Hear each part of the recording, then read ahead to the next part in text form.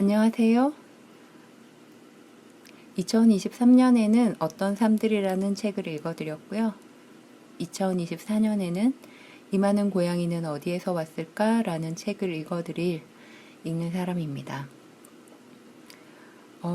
이 책은 2016년에 텀블벅이라는 크라우드 펀딩을 통해서 만들어진 책입니다. 그리고 이 책의 저작권은 읽는 사람인 저한테 있고요. 그리고 그렇기 때문에 아마 이 얘기를 처음에 들으신 분들은 알고 계시긴 하겠지만 그래도 다시 한번 설명을 드리면 크라우드 펀딩을 통해서 했기 때문에 저는 이 책이 공공성이 있는 책이라고 개인적으로는 판단을 했어요. 그래서 저작권이 저에게 있기는 하지만 최대한 많은 분들이 쉽게 접할 수 있도록 해놓을 필요가 있다고 개인적으로는 판단을 했습니다. 물론 그렇게 한다고 해서 많은 분들이 접하실 수 있냐 하면 그건 아닌 것 같아요. 그냥 저는 그냥 공공의 장소에 올려놓는 것까지가 제 몫인 것 같아서 그렇게 해놓을 예정으로 시작을 했고, 그래서 23년에 어떤 삶들을 했던 거고, 올해는 이 많은 고양이는 어디에서 왔을까? 라는 책을 할 예정입니다. 이 책은 버려진 고양이에게 내밀어진 손길의 기록이라는 부제를 달고 있어요. 부제는 제목보다 좀 더 긴 대신에 책에 대해서 좀 더 설명을 하는 그런 거라고 볼 수 있는데요. 그렇게 봤을 때 아주 명확하게 이 책이 어떤 내용을 담고 있을지 유추가 되실 거라고 생각을 합니다. 그리고 어떤 삶들을 들어보신 분이라면 아마 어떤 내용일지 예상이 되실 거라고 저는 판단을 합니다. 어떤 삶들 같은 경우에는 7 고양이와 7 사람의 삶에 대한 이야기였죠. 한 명의 사람과 한 마리의 고양이가 쌍을 이룬 이야기였어요. 그랬기 때문에 이야기를 좀 더 지그시 바라볼 수 있었다면 이 많은 고양이 같은 경우에는 좀 더 많은 고양이들의 이야기가 담겨 있습니다. 대신에 활동가 분들은 세 분에게서만 사례를 받았어요. 그래서 이 고양이들의 이름을 제가 한번 쭉 불러주고 싶은데 너무 길 것 같아서 어떻게 해야 될지 모르겠네요. 무척 많은 고양이들이 이 책에 담겨 있습니다. 언젠가 이걸 한번 읽어드릴 수 있으면 좋을 것 같네요. 그리고 아까 말씀드렸다시피 이 책은 2016년에 나온 책이라서 그 사이에 참 많은 일들이 있었어요. 동물보호법이 여러 번 개정이 됐었고 동물 산업이 아주 빠르게 성장을 했습니다. 몇 안 되는 블루오션이라고들 하죠. 그리고 동물 관련해서 프로그램들도 많이 생겼어요. 대표적으로 이제 많이들 아시는 새나개? 세상에 나쁜 개는 없다? 그 프로그램이 2015년에 시작을 했더라고요. 그리고 고양이 관련 프로그램은 고양이를 부탁해라고 EBS에서 했던 그 프로그램 기억하실 거예요. 두 분의 수의사분들이 나오셔가지고 했던 프로그램이었는데 그 프로그램이 2018년에 시작을 했더라고요. 그러니까 참 많은 변화가 있었던 거죠. 문제 고양이를 어딘가에 사연을 의뢰해서 전문가가 가서 돌봐주고 솔루션을 내려주고 그럴 일이 있을까? 그런 게 공중파에서 다뤄질까? 하던 시절에 이제 이 책을 만들게 됐습니다. 그러면 오늘은 앞에 서문이랑 약간만 읽어보도록 하겠습니다. 이 책 같은 경우에는 에피소드가 중간중간에 끊기기도 하고 또 여러 가지 자료들도 좀 많이 들어가 있어가지고요. 어떤 삶들처럼 명확하게 어딘가에서 딱 끊고 할 수가 없을 것 같아요. 그리고 책을 읽어가면서 자료 업데이트를 계속 해드려야 하다 보니까 조금 정신이 없지 않을까 하는 걱정이 있습니다. 들어보시고 피드백을 주시면 최대한 반영을 해서 듣기 편하실 수 있도록 해보겠습니다. 그러면 그리고 이 책은 올 컬러로 만들어진 책이에요. 어떤 사람들 같은 경우에는 고양이 사진을 넣고 싶었는데 그때 사진을 인쇄할 수 있는 사진을 제공하지 못하시는 분들도 계셔가지고, 그러면 형평성을 위해서 모두가 동일하게 사진을 넣지 않는 걸로 했었거든요. 그랬는데 이제 이만한 고양이 같은 경우에는 활동가분들이 사진을 많이 제공을 해주셔가지고, 그래서 사진이 좀 많이 들어가 있습니다. 이 사진을 어떻게 공유해야 될지 잘 모르겠어서 그건 좀 고민입니다. 뭐 도서관에 이 책이 나온 지가 오래돼서 이제 희망도서로 신청이 아마 안 되지 싶긴 한데, 그래도 구매하시는 게 번거로우시다면 도서관에 한번 찾아보시거나 희망도서로 신청을 해보시는 방법도 있을 것 같긴 해요. 근데 너무 오래돼서 사실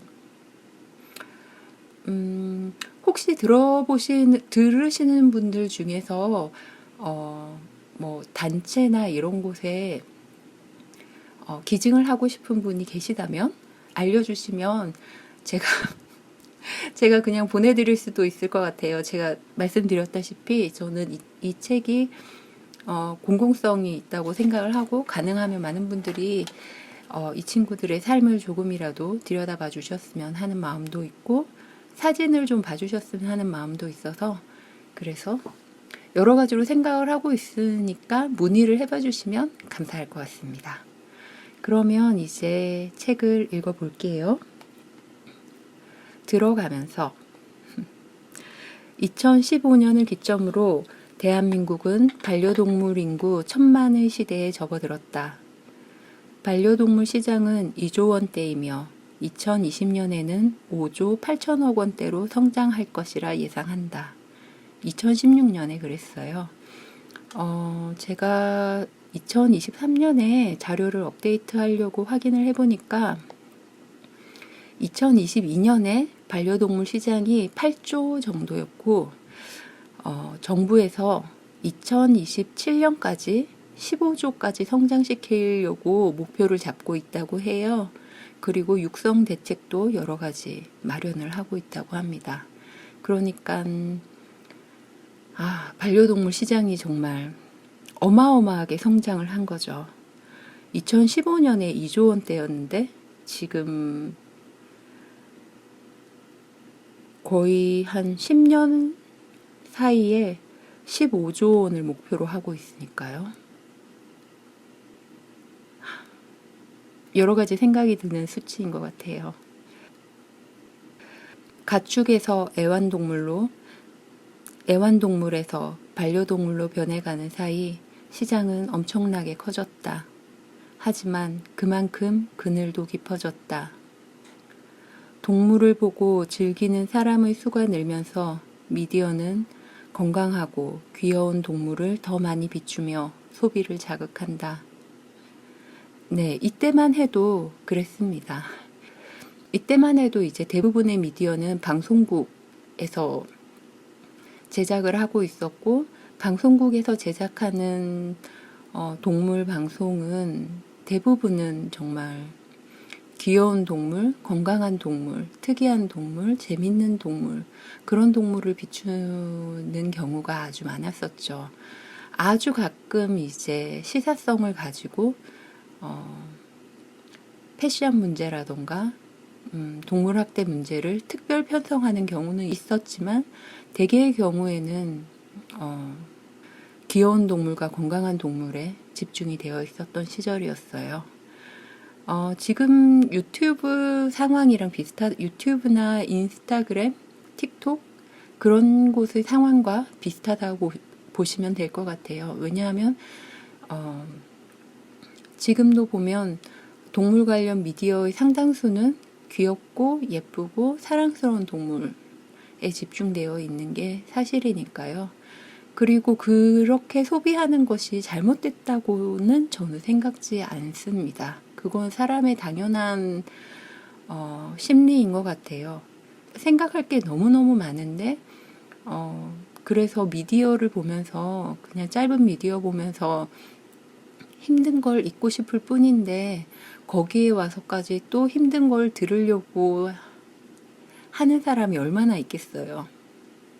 저는 그래서 이제 컨텐츠를 만드는 사람들이 전달하고 싶은 것과 전달해야 할 주제에 대해서는 생각을 하면서 컨텐츠를 전달하는 방식에 대해서는 여러 가지로 좀 더 많이 고민을 해야 되지 않을까?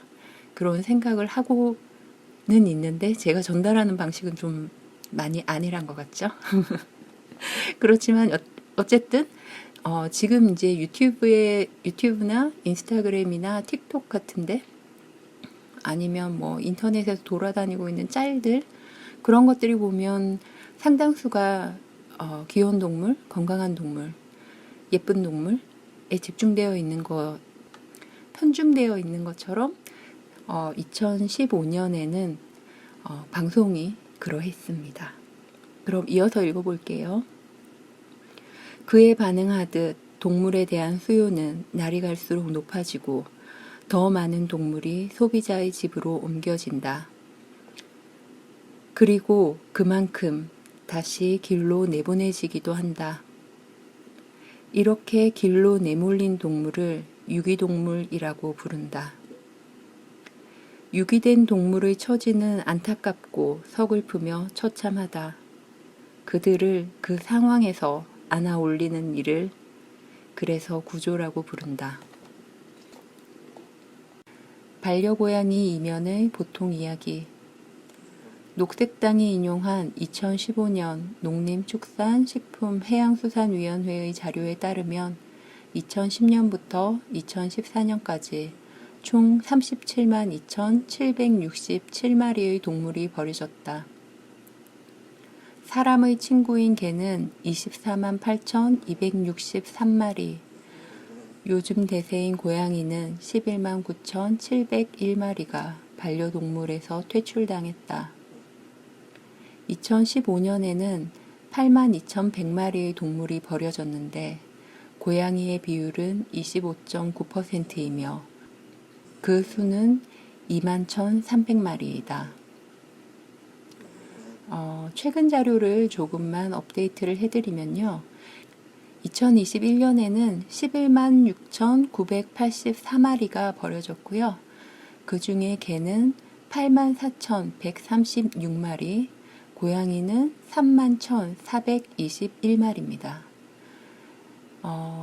2022년에는 11만 2,226마리, 그 중에서 개는 7만 9,976마리, 고양이는 3만 1,737마리가 버려졌습니다.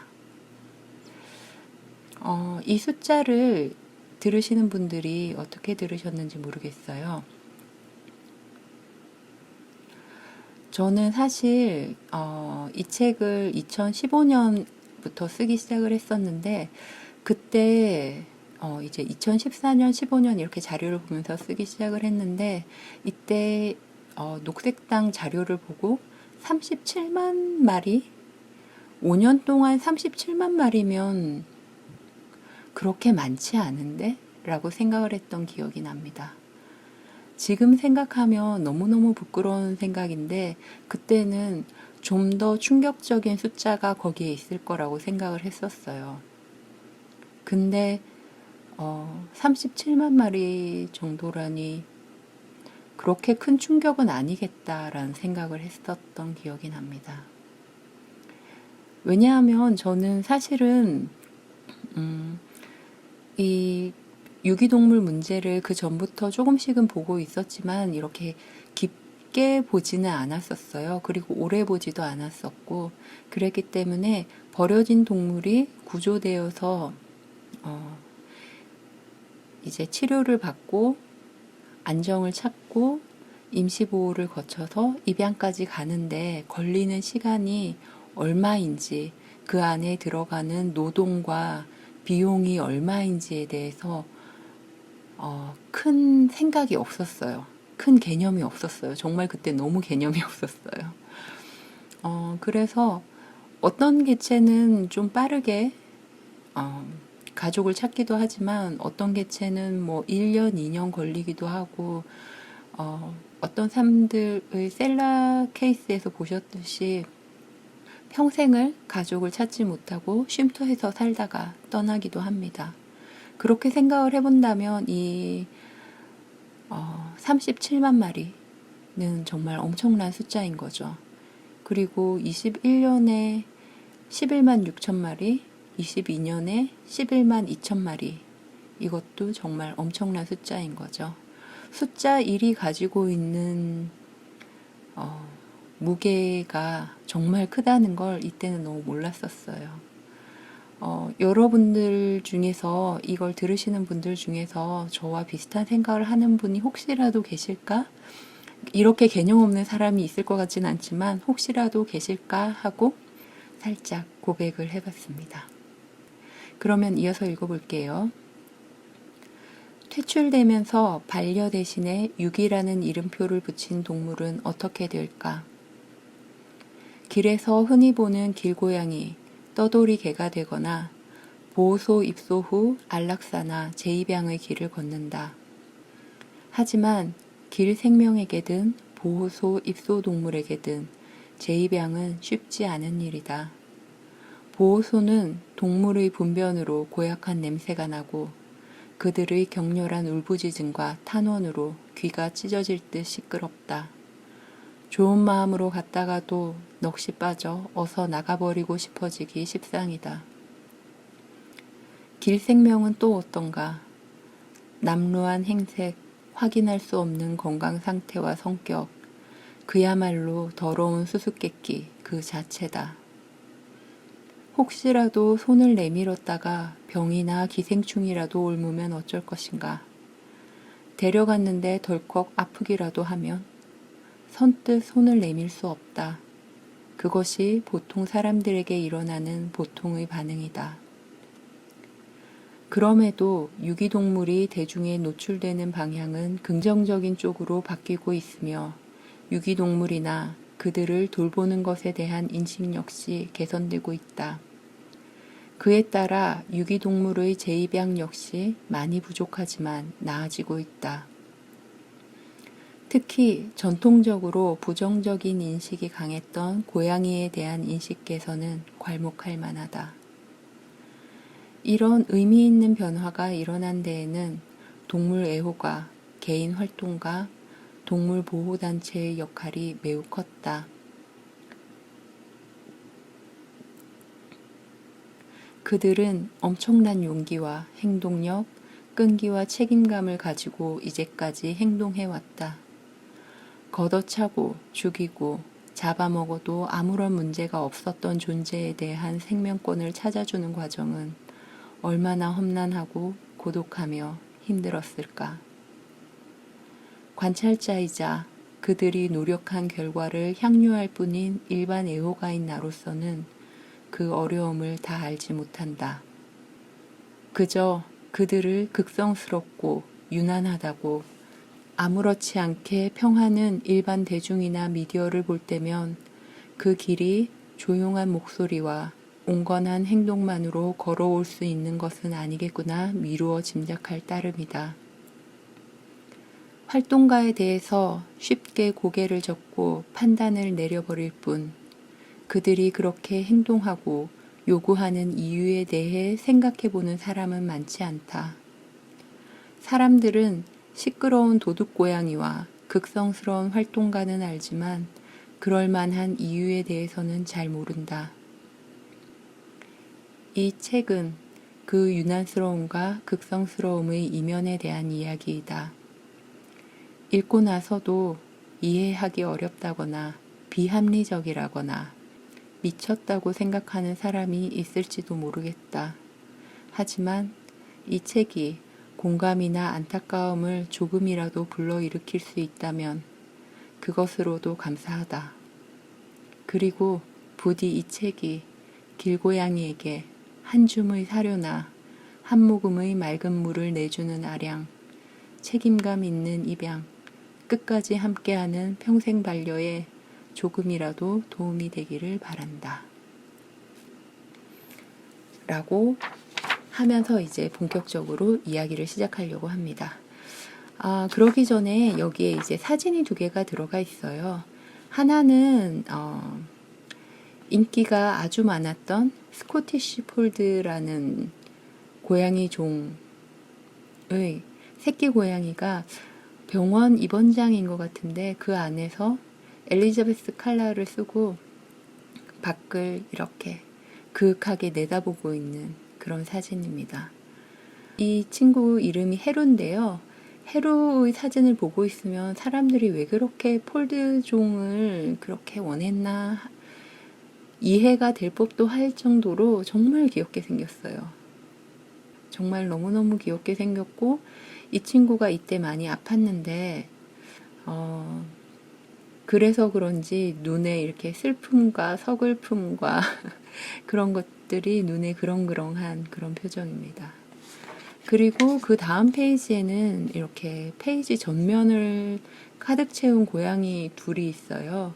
한 고양이는 아마 사료랑 캔을 이제 같이 으깨어 놓은 밥그릇에 머리를 박고 밥을 먹고 있고, 다른 한 고양이는 이렇게 떼국물이 줄줄줄 흐르는 그런 상태로 이렇게 위를 올려다보고 있어요. 이 친구 같은 경우에 아마 개체가 한 2개월 정도 됐을까요? 아주 어린 개체인 것 같은데 눈곱도 껴있고 코에 코딱지도 있고 콧물도 있고 귀지도 꽉 차 있고 그런 걸로 봐서, 그리고 이제 꼬질꼬질하고 발이 아주 시커멓고 이런 걸로 봐서는 보호소에 들어왔던 어린 개체를 아마 활동가분이 구조해서 집으로 데려가신 상태가 아닌가 싶습니다. 보호소 환경치고는 아주 깔끔하고 평온해 보이는 환경이고 아이들 상태라서요. 여기에 이렇게 부제가 붙어 있어요. 부제는 아니고 캡션이 붙어 있어요. 활동가들은 자주 목격한다. 보호소에서 죽어가는 어린 것과 길 위에서 새끼를 찾아 울부짖는 어미를. 이게 무슨 이야기냐면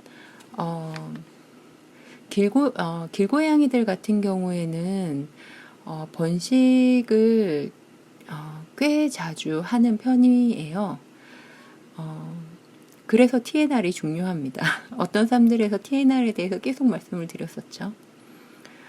번식을 이제 2달에서 석 달 단위로 하는데 그러다 보니까 새끼 고양이들이 자주 눈에 띄게 되는 거죠. 그만큼. 특히 이제 새끼 고양이들이 몰리는 시즌이 있어요. 그때가 되면 이제 어미가 새끼를 낳았을 때, 그때 이제 새끼들을 놓고 어미가 가끔가다 자리를 비울 때가 있어요. 먹이 활동을 위해서 자리를 비우기도 하고, 그리고 고양이들 같은 경우에는 중간중간에 이소를 하거든요. 새끼 고양이가 성장함에 따라서 좀 더 으슥한 곳으로 들어가기도 하고 그렇게 하게 되는데, 그 과정에서 어미가 이소할 지역을 찾으려고, 사람이랑 똑같죠.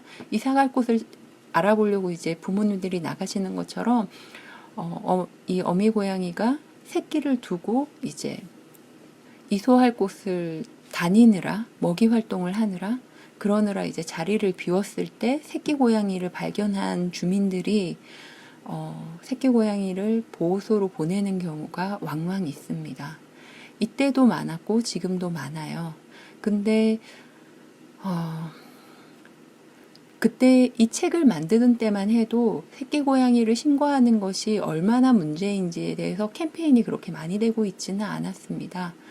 그래서 지금은 이제 너무 어린 새끼 고양이를 보호소에 보낸다는 거, 그리고 양줍을 한다는 거, 너무 어린 고양이를 집으로 데려가는 거, 어미 고양이가 자리에 없다고 해서 어미 고양이가 이 친구들을 버린 게 아니다. 그렇기 때문에 그게 양줍이 아니라 납치일 수 있다라는 이야기를 하지만, 이때 당시만 해도 그런 이야기가 많지 않았어요. 그래서 불어 이런 이야기를 했었습니다. 이것 관련해서는 뒤에서 한 번 더 나올 거예요. 그러면 챕터 2를 시작을 해볼까요? 챕터 2를 시작하기에는 너무 이야기가 긴 것 같으네요. 그러면 오늘은 이번에는 여기까지만 하고요. 그리고 다음 주에 챕터 2를 시작하도록 하겠습니다. 챕터 1은 보소 이야기가 될 것 같습니다. 자, 보소에서 어떤 일이 일어났었는지 그 시절에는 두근두근 하면서 기다려주시면 감사하겠습니다. 여기까지 들어주셔서 감사하고요. 다음에 또 뵙겠습니다. 안녕.